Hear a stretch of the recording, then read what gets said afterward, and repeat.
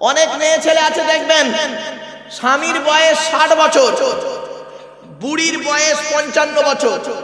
55 বছরের বুড়ি আর বুড়োর পাশে ঘুমায় না। বুড়ো হার্টের রোগী, সুগার রোগী, প্রেসারের রোগী, স্ট্রোক রোগী, কখন মরে কখন বাঁচে বুড়ির কোনো খবর নেই। বুড়ো কোথায় খাচ্ছে, ঘুমাচ্ছে, শুচ্ছে এ খবর বুড়ি রাখে না। বুড়ি কি করে? বুড়ি কি করে? ঘরের ভিতরে খাটের উপরে নাতিকে নিয়ে ঘুমায় আর তাহাজ্জুদের নামাজ পড়ে। তো তাহাজ্জুদের নামাজ আল্লাহ কবুল করবে না। তো তাহাজ্জুদের নামাজ আল্লাহ কবুল করবে না। আল্লাহর নবী বলেছেন, আল্লাহর নবী বলেছেন, কোন মেয়ে ছেলে যদি বিনা কারণে স্বামীর বিছানা ছেড়ে অন্য বিছানায় রাত কাটায়, ওই মেয়েটা সারা রাত আল্লাহর ফেরেশতারা ওই মেয়েটার জন্য আল্লাহর কাছে অভিশাপ দেয়। এই ওয়াজটা শুনে মুরব্বীরা মনে মনে ভাবছে, যাক বক্তা এসে আমাদের লাভ হয়ে। আর রাগ করে বাস্তব কথা বলছে। একবার দরুদ শরীফ আল্লাহুম্মা লাগবে। আমি এই কথাটা বলেছি শুনতে খারাপ লাগলো। আমি এই ওয়াজটা এক জায়গায় করেছিলাম, একটা বয়োজ্যেষ্ঠ পুরো মুরব্বী সামনে বসে থেকে নারায় তাকবীর চিল্লে উঠে। আমি তো অবাক, এই লোকটা নারায় তাকবীর দিল কেন? আনন্দে আনন্দে এই কথাটা বলি তো খুব মনে লেগেছে। 4 ঘন্টা ওয়াজ করেছি, একটাও কথা ওর মনে নেই, ওইটাই ওর মনে হয়েছে। বলছে হুজুর এই আমল করলে জান্নাতি। তার মানে ওর বুড়ি ওর বয়ে ওর কাছে ঘুমায় না।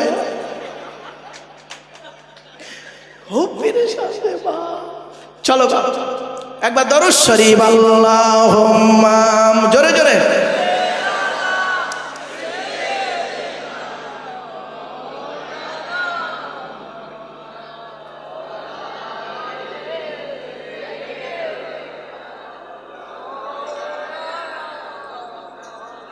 আল্লাহ পাক বলছেন, বান্দা তোরা যা করিস, এই কানফুলির মানুষেরা তোরা যা মনে মনে করেছিস, প্রকাশ্যে যা বলিস গোপনে যা বলিস, আমি আল্লাহ জানি।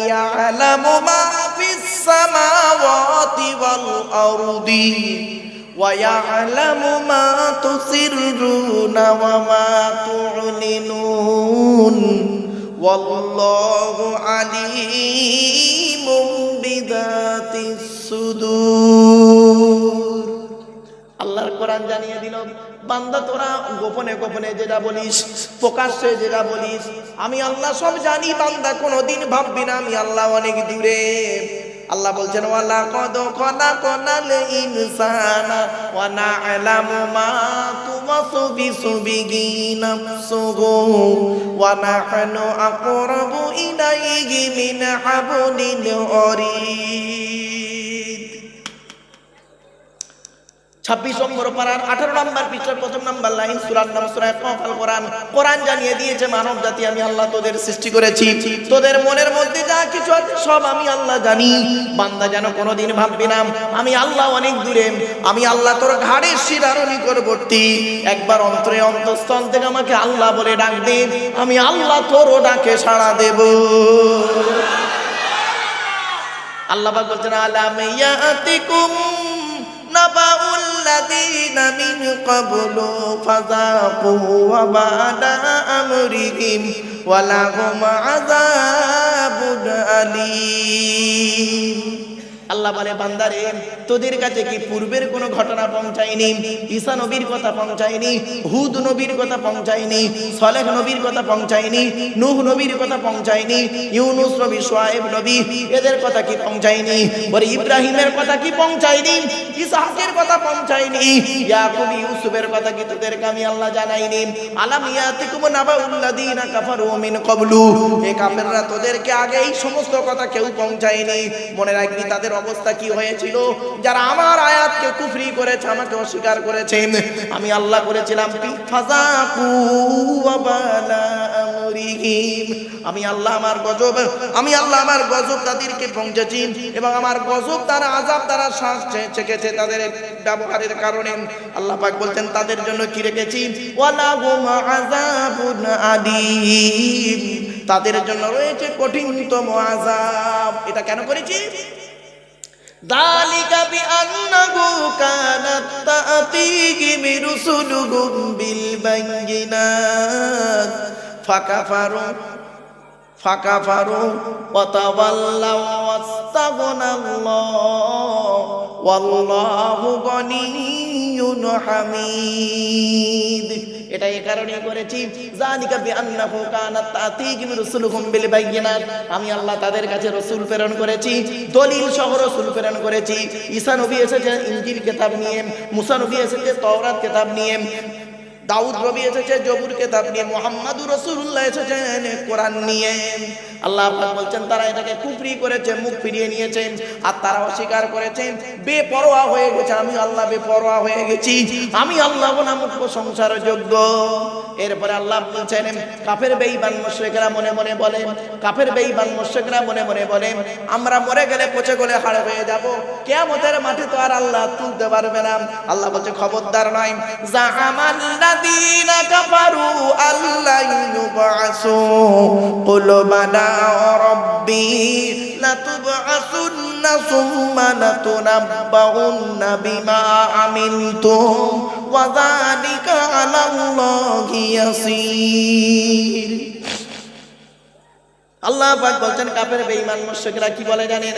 আল্লাহ ইনজামতুম, তারা ধারণা করে জামাল্লাযীনা কাফারু আল্লাহ ইউবাসু, আমরা কখনোই কিয়ামতের মাঠে উঠব না, যা হবে পৃথিবীতে হয়ে যাবে, কিয়ামত বলে কিছু নেই। আল্লাহ বলছে না, কুল নবী তুমি বলো বালা ওয়া রাব্বি লাতুবাসুন্না, অবশ্যই অবশ্যই আমি আল্লাহ তোমাদেরকে তুলবো, লাতুনাব্বাউন্না, পৃথিবীর জমিনে যা কিছু করেছো সব খবরগুলো তোমাদের দেব।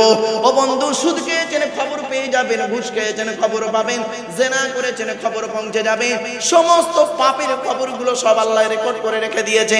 আজকে আমার সামনে কতগুলো ক্যামেরা বসে আছে বাপ, এই ক্যামেরাগুলো রেকর্ড হচ্ছে, এরা 10 বছর পরে আবার ওইগুলো ইচ্ছা করলে বের করতে পারে, কিন্তু 50 বছর 100 বছর পর ওর ক্যামেরাটা যদি খারাপ হয়ে যায় সব ডিলিট হয়ে যাবে। আর আল্লাহ বলে আমি আল্লাহ তোর 2 কাঁধে 2টো ক্যামেরা সেটিং করে রেখে দিয়েছি, সিসিটিভি রেখে দিয়েছি, একটার নাম কিরামান কাতিবিন ইয়ালামুনা মা তাফআলুন। 2 কাঁধে 2 ফেরেশতা রেখে দিয়েছি, ভালো কাজ করলে খবরগুলো সব লেখা থাকবে, খারাপ কাজ করলে খবরগুলো লেখা থাকবে। বন্ধুরে, পৃথিবীতে মানুষের উপকার করতে না পারলে ক্ষতি করতে যাবেন না। বন্ধু, অনুরোধ করে বলে যাচ্ছি, ভালো ভালো কাজগুলো করে যান, পাপ কাজ থেকে দূরে সরে থাকুন। আল্লাহ পাক বলছেন বান্দা শোন, বাঁচার একটাই রাস্তা তোদের আমি বলে দিচ্ছি, বাঁচার রাস্তা একটাই, ফাআমিনু বিল্লাহি ওয়া রাসূলিহি ওয়ান নূরিল্লাযী আনজালনা ওয়াল্লাহু বিমা তা'মালুনা খবীর। প্রিয় শ্রোতা মণ্ডলী, বাঁচার একটাই রাস্তা। কি করে বাঁচবেন আপনারা? আমরা বাঁচবো কিভাবে? আল্লাহ বলে দিচ্ছে ফাআমিনু বিল্লাহি ওয়া রাসূলিহি, বাঁচার একটাই রাস্তা তোদের, আমার উপরে 100% বিশ্বাস কর, আমি আল্লাহ আমার উপরে 100% বিশ্বাস কর, আমার নবীর উপরে 100% বিশ্বাস কর, আর কোরআন মোতাবেক জীবন যাপন কর। কারোর কথা মানতে হবে না, আব্দুল্লাহ গিল মারুফের কথা মানতে হবে না, কোন মলি সাহেবের কথা মানতে হবে না। বাপ, অনুরোধ করে বলে যাচ্ছি, আল্লাহর কথাটাকে মেনে নিন, আল্লাহর বিধানটাকে বাস্তবায়ন করুন, নবীর বিধানটাকে বাস্তবায়ন করুন। আল্লাহ যেটা বলেছে হালাল হালাল বলে মেনে নিন, হারামকে হারাম বলে বর্জন করুন। সুদ খাওয়া হারাম, পাড়ায় বন্ধন টন্দন চলছে চলছে চলছে চলছে চলছে না? আমার বাপেরা, সুদ খাওয়া হারাম। যারা সুদ খায় তারা তাদের মায়ের সাথে জেনা করার মতো কাজ করে।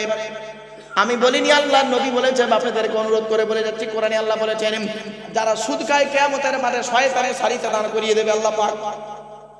শুধু তাই না, আরো কোরআনে দলিল আছে বাপ।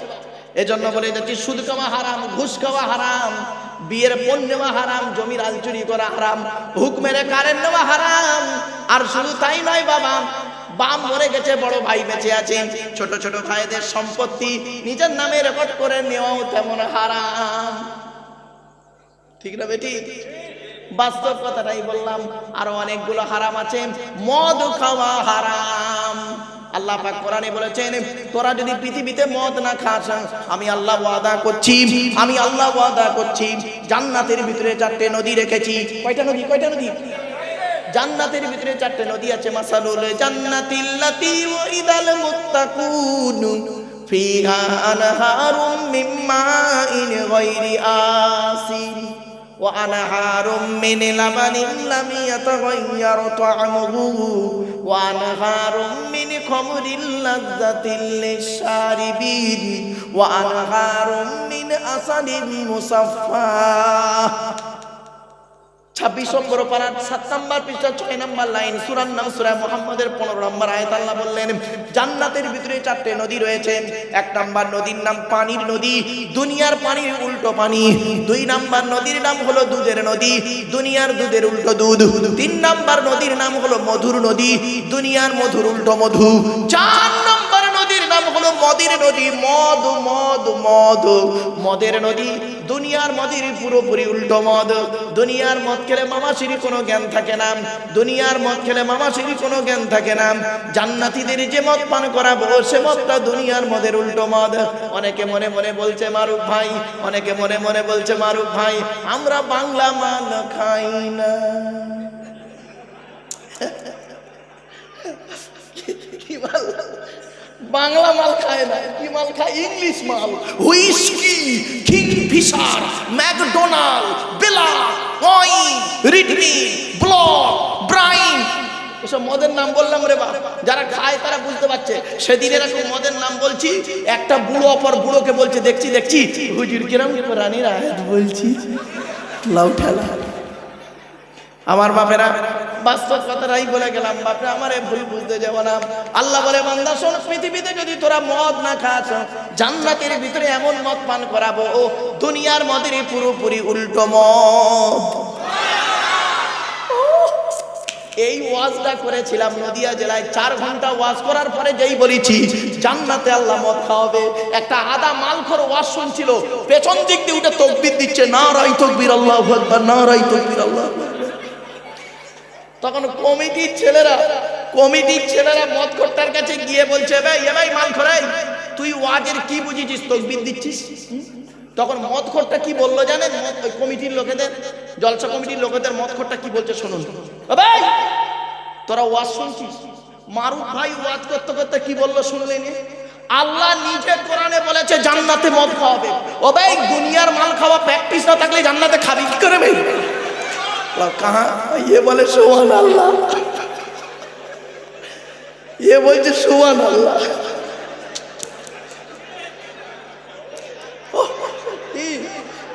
আমার ওয়াজ করা সার্থক। আমার বাপেরা চলো আর একটু এগিয়ে যাচ্ছে। এরপর আল্লাহ পাক বলছেন ফাআমিনু বিল্লাহি ওয়া রাসূলিহি والنور الذي أنزلنا والله بما تعملون خبير। বাঁচার উপায় কি? বাঁচার উপায় কি? কি করে বাঁচবো? এই পৃথিবী থেকে বাঁচবো কি করে? কিয়ামতের মাঠে জাহান্নাম থেকে কি করে নাজাত পাবো? আল্লাহ বলছে 100% ঈমান আন। বাঁচতে যদি চাস আমাকে 100% বিশ্বাস কর। চলতে গেলে আল্লাহর নাম, শুতে গেলে আল্লাহর নাম, খেতে গেলে আল্লাহর নাম, বসতে গেলে আল্লাহর নাম, কাপড় ব্যবসা করতে গেলে আল্লাহর নাম, দোকান খুলবি আল্লাহর নাম, দোকান বন্ধ করবি আল্লাহর নামে, সবটাই আমি আল্লাহ আমার উপরে বিশ্বাস করবি। আমি আল্লাহ, আল্লাহুল মাওলা ফালাহুল কুল। যে ব্যক্তি আল্লাহর হয় আল্লাহ তার হয়ে যায়। শুধু আল্লাহর একা নয়, ওয়ারাসূলিহি, রাসূলকে ঈমান আন, রাসূলকে বিশ্বাস কর। নবী যেভাবে খেয়েছে সেইভাবে খা, নবী যেভাবে খেতে বলেছে ওইভাবে খা। নবী খেয়েছেন কিভাবে?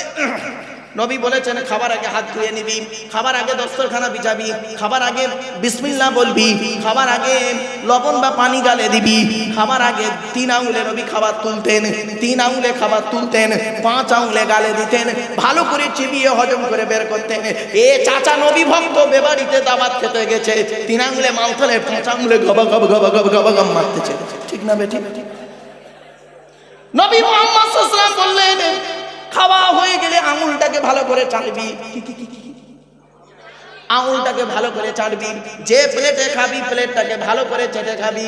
নবী বলেছেন কতটা পরিমাণ খাবি, পেটটাকে তিনটে ভাগে ভাগ করবি।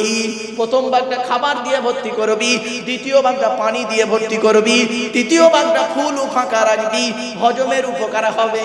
এ চাচা নবী ভক্ত বেবাড়িতে দাওয়াত খেতে গেছে, পেটটাকে তিনটে ভাগে ভাগ করেছে। প্রথম ভাগটা লুচি মিষ্টি ঢুকিয়ে ভর্তি করেছে, দ্বিতীয় ভাগটা বিরিয়ানি ঢুকিয়ে ভর্তি করেছে, আর তৃতীয় ভাগটা দই মিষ্টি থামস আপ চাটনি পাঁপড়। আর জায়গা নেই চাচার পেটে, চেপে চেপে পান মশলা রাস্তার ওপারে গিয়ে বমি করে দিয়েছে। এই বেবাড়িতে গিয়ে নাকি একটা লোক 70 পিস রসগোল্লা খেয়েছে, আর আছে মানুষের বাচ্চা না কুমিরের বাচ্চা। ও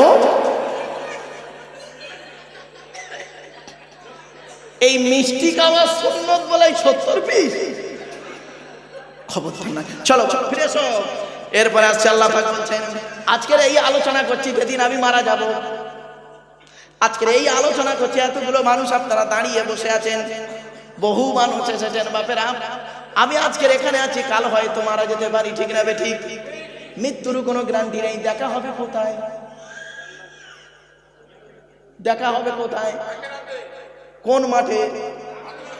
কোরআন বলছে ইয়াউমা ইয়াজমাউকুম লিয়াউমিল জামঈ যালিকা ইয়াউমুত তাগাবুন। পরের আয়াত কি সুন্দর প্রশ্ন, যদি বিজ্ঞ আলেম থাকে তারা বুঝতে পারবে আলোচনা। ইয়াও হাসির ছলে কেন বলছি? ঘুমটাকে ছাড়াতে হবে, মাইন্ডটাকে ফ্রি করে আনতে হবে, নইলে আবার এক নাগাড়েই যদি বকে যাই তাহলে মাইন্ডটা আবার নষ্ট হয়ে যাবে। ইয়াউমা ইয়াজমাউকুম লিয়াউমিল জামঈ যালিকা ইয়াউমুত তাগাবুন। সেই মাঠে দেখা হবে, সেই মাঠে দেখা হবে। যে মাঠে, কোন মাঠে? যে মাঠে বাপ তার কোনো ছেলের উপকার করতে পারবে না, স্বামী তার স্ত্রীর কোনো উপকার করতে পারবে না, বন্ধু তার বন্ধুর কোনো উপকার করতে পারবে না। কোরআন বলছে কোন মাঠে? ইয়া আইয়ুহান নাসু তাকু রাব্বাকুম ওয়াখশাউ ইয়াউমান লা ইয়াজজি ওয়ালিদুন আও ওয়ালাদিহি।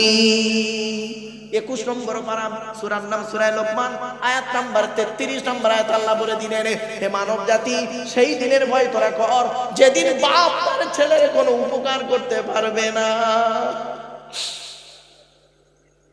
বন্ধুরে, বাপ চলে গেছে, মা চলে গেছে, বাম্মার জন্য কাঁদা ছাড়া আর কোনো উপায় নেই। কিন্তু কিয়ামতের মাঠে বাম্মা তোমার কোনো উপকার করতে পারবে না।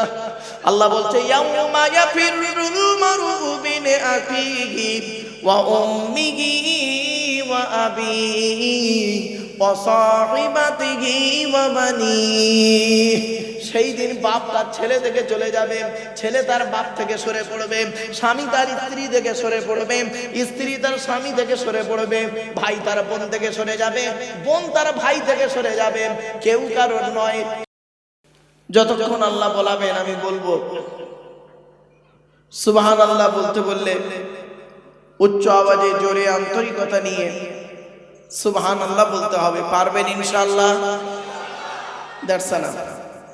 2 নাম্বার হলো, এখানে বসে বসে কেউ দয়া করে ঘুমাতে পারবেন না। মেবি হতে পারে যদি আপনার ঘুম পায় আপনি দয়া করে উঠে চলে যাবেন। আপনার মতো ঘুমন্ত মরন্ত শ্রোতা আমার প্রয়োজন নেই। 3 নাম্বার হলো, মাইকের সামনে এসে কিছু বলার নাম বক্তা নয়। 3টে জিনিস কোনোদিন ব্যাকে আসে না। 1 নাম্বার, ধনুক থেকে তীরটা বের হয়ে গেলে ওই তীরটা আর কোনোদিন ব্যাকে আসে না। 2 নাম্বার, দেহ থেকে আত্মাটা বের হয়ে গেলে ওটা আর পৃথিবীতে রিটার্ন আসে না। 3 number, it is very very important, জবান থেকে কথা বের হয়ে গেলে ওটা আর রিটার্ন আসে না। সেজন্য কথা যখন ভেতরে থাকে, কথা তখন আমার গোলাম, কথা যখন বের হয়ে যায় আমি তখন কথার গোলাম। কথাটি মাথায় রাখুন। জ্ঞানী গুণী বুদ্ধিজীবী মানুষ আপনারা, আপনাদেরকে আমার একান্ত আবেদন নিবেদন, আপনারা ধীর স্থির ভাবে বক্তব্যটাকে ফলো করার চেষ্টা করুন। কি বলছি আমি? আপনারা দেখতে পাচ্ছেন আমার হাতে রয়েছে একটি কিতাব। এই কিতাবের সঙ্গে আপনাদের প্রত্যেকের কম বেশি পরিচয়। এই কিতাবটির নাম হলো দি হলি কোরআন, পবিত্র কোরআন মাজিদ। এই কোরআনকে নিয়ে সারা বিশ্ব গবেষণা করছে। আমরা কিন্তু এই কোরআনকে নিয়ে গবেষণা করি নাই। আমরা এই কোরআনকে নিয়ে কি করেছি? বিভিন্ন কাজে ব্যয় করেছি, বিভিন্ন কাজে ব্যবহার করেছি। আর সারা বিশ্বের বৈজ্ঞানিকরা, জ্ঞানীগুণী বুদ্ধিজীবীরা তারা এই কোরআনকে নিয়ে গবেষণা করছে। তাই আমি আপনাদেরকে বলছি, কোরআন কি বলছে একটু শুনুন, কোরআনের আলোচনা একটু শুনুন। একটি সূরার সংক্ষিপ্ত আলোচনা আজকে আপনাদের কাছে রাখবে ইনশাআল্লাহ। জ্ঞানীগুণী বুদ্ধিজীবী মানুষ একটু শোনার চেষ্টা করবেন। কোরআন যার বাণী তার পরিচয় দেব। যার উপরে কোরআন অবতীর্ণ হয়েছে তার পরিচয় দেব, কোরআনের পরিচয় দেব। ওর ভিতরে কি আছে সেটারও আলোচনা কম বেশি করব ইনশাআল্লাহ। তো এক নাম্বার হলো কোরআন যার বাণী, তিনি আমাদের সৃষ্টিকর্তা আল্লাহ। কে? আল্লাহ। আল্লাহর পরিচয় হলো চারটি। কয়টি? চারটি। কি কি? আল্লাহ নিজেই বলছেন, কুল, নবী তুমি বলো, হুয়াল্লাহু আহাদ, সে আল্লাহ হলেন একক। দুই নাম্বার, আল্লাহুস সামাদ, আল্লাহ হলেন অমুখপেক্ষী। আল্লাহ কারণ মুখপেক্ষী নন, সারা পৃথিবী তার মুখপেক্ষী। তিন নাম্বার, লাম ইয়ালিদ ওয়া লাম ইউলাদ, আল্লাহ কাউকে জন্ম দেয়নি, আল্লাহকেও কেউ জন্ম দেয়নি। চার নাম্বার, ওয়া লাম ইয়াকুল লাহু কুফুয়ান আহাদ, আল্লাহর সমকক্ষ কেউই নেই। এই হলো আল্লাহর চারটে পরিচয়। এরপরে আল্লাহ বলছেন, হে পৃথিবীর মানব জাতি, আমি আসমান পৃথিবী জমিনকে সৃষ্টি করেছি মাত্র 6 দিনে। কদিনে? 6 দিনে। ইন্না রাব্বাকুমুল্লাহুল্লাযী খালাকাস সামাওয়াতি ওয়াল আরদা ফি 6 আইয়াম। 6 দিনে আমি আসমান পৃথিবী জমিন পাহাড় পর্বত নদ নদী সৃষ্টি করেছি। কোন বার থেকে শুরু হয়েছিল? রবিবার, সোমবার, মঙ্গলবার, বুধবার, বৃহস্পতিবার, শুক্রবার। এর ভিতর থেকে মঙ্গলবারে আল্লাহ হারাম বস্তুগুলোকে তৈরি করেছেন। হারাম বস্তুগুলোকে, মকরু বস্তুগুলোকে মঙ্গলবারে তৈরি করেছেন। এটা মাথায় রাখবেন। এজন্য গোঁফ দাড়ি শেভ করা, বগলের লোম, নাভির নিচের লোম পরিষ্কার করা মঙ্গলবারটাই উত্তম। নবীজি ওই বাড়ি করতেন, এটা মাথায় রাখবেন। আর আপনারা কি করেন? চাঁদ রাতের দিনে, চাঁদ রাতে সারাদিন নাপিতের খালি খাটাচ্ছে, রাতের বেলা দিনের বেলা। বাপেরা অনুরোধ করে বলে যাচ্ছি, সৃষ্টিকর্তা আমাদের সৃষ্টি করেছেন। সৃষ্টিকর্তা বলছেন, এ মানব জাতি, আমি তোর দেহের ভিতরে 4টে গুরুত্বপূর্ণ অঙ্গ দিয়েছি। কয়টা?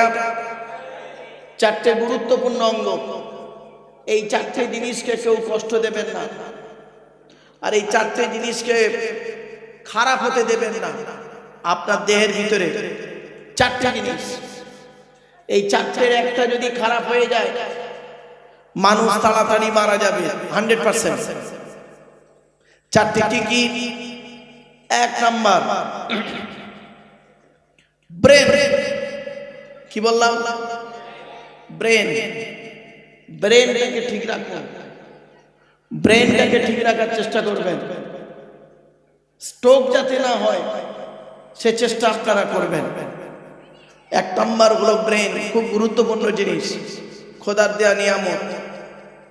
2 নম্বর হলো হার্ট। কি বললাম? হার্ট। হার্ট যাতে ব্লক না হয় সেদিকে লক্ষ্য রাখবেন। হার্টে যাতে চাপ না পড়ে সেটা খেয়াল রাখবেন। আল্লাহ দেয়া গুরুত্বপূর্ণ একটা নিয়ামত হলো হার্ট। দুটো হলো। 3 নাম্বার আল্লাহর দেয়া নিয়ামত হলো গুরুত্বপূর্ণ একটা অঙ্গ, সেটা হলো লিভার। কি বললাম? লিভার। লিভার যদি ঠিক না থাকে আপনাদের খুব খুব খারাপই আছে। লিভারে বেশিরভাগ লোকের চর্বি জমে। কেন? লিভারে চর্বি জমে রেড মিট বেশি খেলে ডাক্তাররা বলছে। লিভারটাকে ঠিক রাখুন। লিভারে যদি আলসার বা ঘা হয় পরবর্তীতে লিভার ক্যান্সার হয়ে মানুষ মারা যায়। 4 নাম্বার গুরুত্বপূর্ণ অঙ্গ আল্লাহ দিয়েছেন, সেই অঙ্গটির নাম হলো কিডনি। কি বললাম? কিডনি। কিডনিতে যাতে পাথর না বাঁধে, কিডনিটাকে ঠিক করে রাখার চেষ্টা রাখবেন। বেশিরভাগ লোক কিডনি রোগে ভুগছেন। অনুরোধ করে বলি, কিডনিকে সঠিক রাখতে গেলে কি করতে হবে? পানি পান করতে হবে। এবারে আসছি, আপনি আপনার শরীরটাকে ভালো রাখতে গেলে কি করতে হবে? বৈজ্ঞানিকরা বলছে প্রতিদিন কোন ব্যক্তি যদি 9000 পা, কত কত কত 9000 পা যদি হাঁটে, ওই লোকটা দেহটা খুব সুস্থ আল্লাহ রেখে দেবে। আপনি প্রতিদিন 9000 পা হাঁটেন না। কি কি কি বাবা? আবার কি দেবে? আচ্ছা আচ্ছা, ওর কি বাবা ইউটিউবওয়ালা? তুমি ইউটিউবওয়ালা? কি তোমার চ্যানেলের নাম কি বাবা? নূরের বাণী। উল্টো পাল্টা ছবি দাও না তো? ওই তো তোমাদের সাথে। আচ্ছা ঠিক আছে, চলো বাপেরা, খুব গুরুত্বপূর্ণ আলোচনা। বা শোনার লোকের অভাব। তো আমার আজকে এই জায়গাতে এসে অত্যন্ত ভালো লাগছে। মানুষগুলো অ্যাক্টিভ ভাবে বসে আছেন। একটু দয়া করে বসে থাকেন এইভাবে আর শুনতে থাকে, আপনার লস হবে না। তাহলে দেহের মধ্যে আস্তে আস্তে দেহের মধ্যে কয়টা অঙ্গ গুরুত্বপূর্ণ? 4টে। 1 number brain, 2 number heart, 3 number liver, 4 number kidney.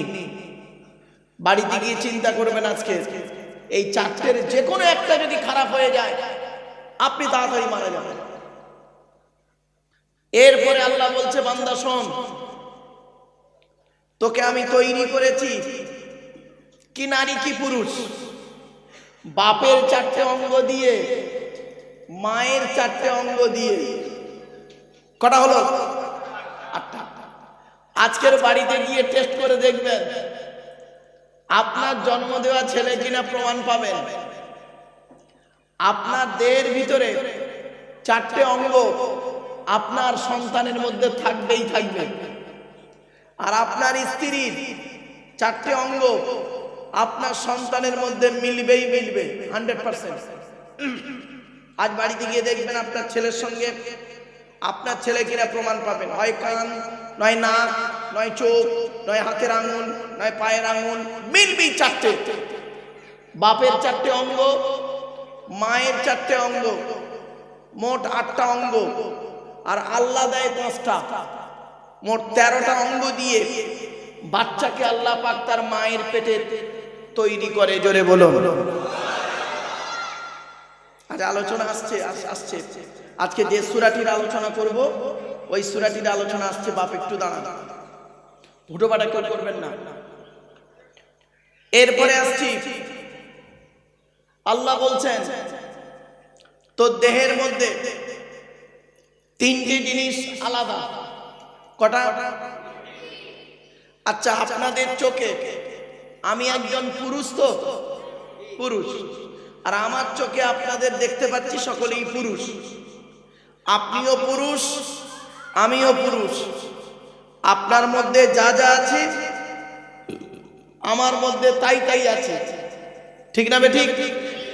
কিন্তু আল্লাহ পাক বলছেন তিনটি জিনিস আলাদা করেছি। কারোর সঙ্গে কারোর মিল নেই। তিনটি জিনিস, আপনার সঙ্গে আমার মিল নেই, আমার সঙ্গে তার মিল নেই। তিনটে জিনিসের অমিল পাবেন, তিনটে জিনিসের অমিল।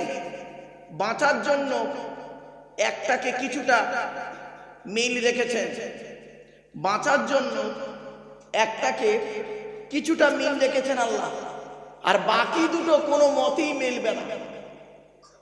কি কি শুনে নিন। এক নাম্বার, আল্লাহ বলছেন তো দেহের মধ্যে গুরুত্বপূর্ণ একটা জিনিস হলো আলাদা করেছি বাঁচার জন্য, মিলিয়েও দিয়েছি পরে, সেটা হলো ব্লাড। কি? রক্ত। রক্ত আপনাদের আলাদা, আমার আলাদা। তবে আমার বাঁচার জন্য আপনাদের রক্ত দেওয়া আছে ভেতরে, আর আপনাদের বাঁচার জন্য আমার ভেতরে রক্ত দেওয়া আছে। রক্ত কারোর মিলবে না। আল্লাহ বলছে সকলের রক্ত এক নয়, ঠিক না বেটি? ব্লাডের চারটে group, A, E, A B আর ও, প্রত্যেকটার minus plus. A B, A B আর ও, প্রত্যেকটার মাইনাস প্লাস। আচ্ছা, আপনাদেরকে বলি, আপনাদের প্রত্যেকের ব্লাড গ্রুপ জানা আছে তো? জেনে রাখবেন, শুনে নিন। আপনার ব্লাড গ্রুপ আপনি নিজে জেনে রাখবেন যে আমার ব্লাড গ্রুপটা কি। আপনার ব্লাড গ্রুপ না জানা থাকলে না প্রবলেম হবে। অ্যাক্সিডেন্ট হলে মুহূর্তের মধ্যে রক্ত দিতে গেলে ওই ব্লাড গ্রুপটাকে আবার টেস্ট করে দেখতে হবে কোন গ্রুপের রক্ত ওটা। অনুরোধ করে বললাম, মিল কি রেখেছে এর মধ্যে? আমার ধরুন বি পজিটিভ, আমার রক্ত বি পজিটিভ, আমার রক্তের প্রয়োজন হয়ে পড়েছে। আপনাদের কারোর বি পজিটিভ আছে, আপনার থেকে আমাকে রক্ত দেওয়া হচ্ছে। এজন্য আপনাদেরকে বলে যাচ্ছি, এই হিন্দু মুসলমান, এখানে হিন্দু মুসলিম উভয় বাস করে তো নাকি? হ্যাঁ, যাই হোক, আপনাদেরকে আমি অনুরোধ করে বলে যাচ্ছি, জীবনে কোনোদিন হিন্দু মুসলমান মারামারি করবেন না। কিসের হিন্দু কিসের মুসলিম মারামারি করেন? একটা হিন্দুর রক্তের ভিতরে মুসলমানদের রক্ত আছে, আর মুসলমানদের রক্তের ভিতরে হিন্দুদের রক্ত আছে। ব্লাড ডোনেশন ক্যাম্প যখন হয়, রক্তদান শিবির যখন হয়, তখন বলা হয় নাকি এই ও হিন্দু ওর রক্ত আলাদা কর, ও মুসলিম ওর রক্ত আলাদা কর, বলে নাকি?